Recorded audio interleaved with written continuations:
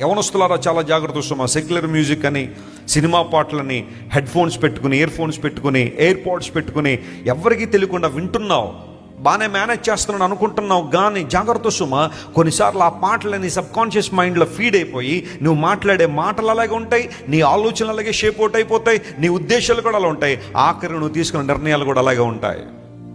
చిన్న చిన్న పిల్లలు కూడా ఈరోజు దారి తప్పడానికి కారణం సినిమా పాటలు కాదా, లోక సంబంధ సాహిత్యం కాదా? అన్యులు, దేవుని ఎరుగని వారు, త్రాగుబోతులు, వ్యభిచారులు, అక్రమస్తులు రాస్తున్న పాటలను పదే పదే వినడం ద్వారా ఆ పాటలను ప్రభావితం చేయట్లేదు. ఆలోచించే దేవుని లేఖనం సెలవిస్తూ ఉంది, పాడు మధుర గానం చేయి. ఈ గానం మధురమైనది ఎందుకయిందంటే ఈ గానము దేవుని మెప్పిస్తుంది గనుక. హల్లెలూయా.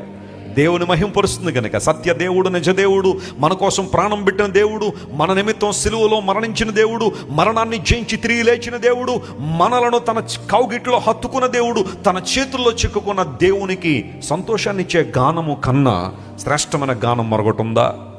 దేవుని ప్రజలారా, మనం పాడే విధానంలో మార్పు రావాలి. మన హృదయంతో పాడాలి, ఉత్సాహగానం చేయాలా. అదే దేవుడు కోరుతున్నాడు.